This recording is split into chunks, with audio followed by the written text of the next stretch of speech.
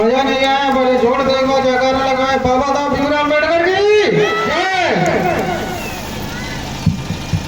करुणा के सागर तथागत गौतम बुद्ध को नमन करते हुए, द सिंबल ऑफ नॉलेज, कानून के ज्ञाता, बहुजनों के विधाता, नारी उद्धारक, समाज सुधारक, संविधान निर्माता, भारत रत्न बाबा साहब भीमराव अम्बेडकर को नमन करते हुए चार बार उत्तर प्रदेश में बहुजन समाज की सरकार को स्थापित करने वाले मान्यवर काशी राम जी को नमन करते हुए, बड़े भाई चंद्रशेखर आजाद जो कि Azad Samaj party chief of Bhim army, उनको अपना आदर्श नेता मानते हुए और यहाँ पर उपस्थित हमारे बहुत ही दिलदार, जिगरदार और युवा दिलों की धड़कन, बहुत ही बोलने वाले महान विद्वान और महान वाणी वादक हमारे प्रभात भाई जी जिलाध्यक्ष, इनको क्रांतिकारी जय भीम। और यहाँ पर हमारे उपस्थित जिला प्रभारी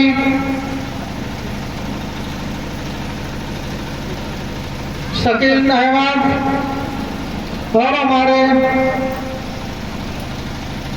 कानपुर मंडल के संगठन मंत्री पातीराम बौद्ध जी और हमारे मीडिया प्रभारी और हमारे आयोजककर्ता और यहाँ पर उपस्थित मंच पर छोटे बड़े सभी पदाधिकारियों को क्रांतिकारी जय भीम।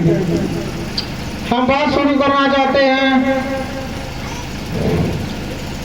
इस समय ऑल वर्ल्ड में 217 देश हैं और 217 देशों में ओनली 3 ही देश ऐसे हैं जहाँ हिंदू देवी देवता पूजे जाते हैं और बाकी मुसलमान जिनका एक ही खुदा है, एक ही भगवान है, जो कि ऑल वर्ल्ड में उनके 80 देशों में पूजे जाते हैं। और जबकि अंग्रेजों का एक ही भगवान है, गॉड ऑफ फादर, वो 85 देशों में पूजे जाते हैं। जबकि हमारा देश में हिंदू बसने वाले हिंदू देवी देवता 33 करोड़ पाए जाते हैं, जो कि ओनली 3 ही देशों में, भारत, मॉरिशस और जापान। कितने देश हैं? 3 देश, भारत, मॉरिशस और जापान। और मैं एक चीज आपको ये बताना चाहता हूँ कि इस समय जो हमारी सरकार है भारतीय जनता पार्टी की, वो हमारे बहुजनों के खिलाफ काम करती है। इसका जो मेन उद्देश्य है, बहुजनों को आरक्षण को खत्म कर रही है, संविधान को खत्म करना चाह रही है और अपने अधिकारों का हनन कर रही है। हमारे बहुजन समाज की कहीं किसी भी जगह कोई सुनवाई नहीं हो रही है। और इस समय जो सरकार का उद्देश्य है, ये सिर्फ मंदिर पर ही निर्माण करती है, मंदिर पर ही इसका फोकस है और इसका शिक्षा, नौकरी, व्यवसाय और किसी से कोई लेना देना नहीं है। जब देश में चुनाव आता है, चुनाव आने से पहले सरकार का ये भी एजेंडा होता है कि हिंदू और मुसलमानों को आपस में लड़ाना और आपस में इनको लड़ाते रहना है, जिससे आपस में लड़ते रहेंगे। और ये अपना ध्यान भटकाती है हमारे समाज का। और ये भारतीय जनता पार्टी जो है सबसे ज्यादा उद्देश्य किस पर देती है? मंदिरों पर। आपने देखा होगा संभल में मस्जिद के नीचे मंदिर खुदाई का काम कर रही है, मस्जिद के नीचे मंदिर ढूंढ रही है।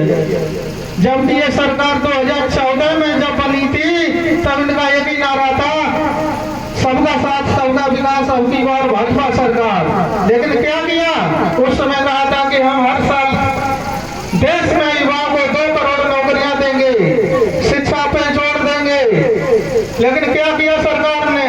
10 साल के रिकॉर्ड में अभी तक ओनली 7 लाख नौकरियां दी हैं पूरे भारत देश में। ये सरकार ने काम किया है। उसके बाद मैं आपको एक चीज बताना चाहूंगा। सन 2014 में जब बेरोजगारी थी 4.9%, आज 2024 में बेरोजगारी बढ़ते हो गई 8.4%। आज हमारा युवा नवयुवक युवा पढ़ा लिखा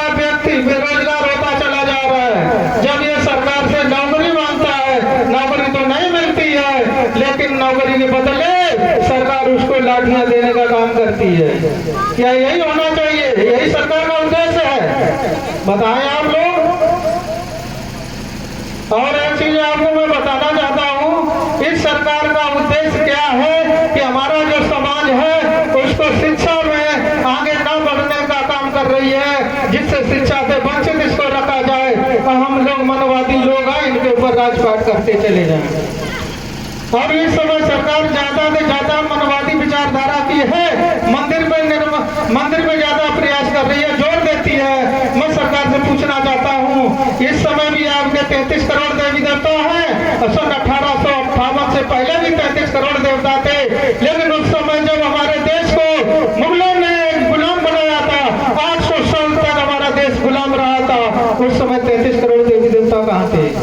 और छोड़िए 250 साल अंग्रेजों का गुलाम रहा हमारा देश, तब कि उन्हें स्वतंत्र हुआ। और उस समय जिस समय आपके गले में मटका पीछे झाड़ू बांध दिया जाता था और यहाँ तक चलने के लिए रात के 12 बजे दिन के 12 बजे समय फिक्स किया गया था, लेकिन आपको दिन में विचरण करने का समय नहीं दिया जाता था, क्योंकि अगर आप दिन में निकलेंगे आपकी परछाई इनके ऊपर पड़ जाएगी तो आप ये छूट हो जाएंगे। क्या हमारी यही स्थिति थी उस समय? तो इस समय उस समय जब हमारी कंडीशन थी, और यहाँ तक थी था कि आपको पानी पीने का अधिकार भी नहीं था। जो तालाबों और पोखरों में जंगली जानवर, सुअर, कुत्ता, चूहा, बिल्ली, भेड़ बकरियां पानी पीती थी, उसमें हम इंसानों को पानी पीने का अधिकार नहीं था। क्या ऐसा ही हमारे देवी देवता आपके थे? ऐसा भेदभाव क्यों किया? मैं आपको एक चीज बता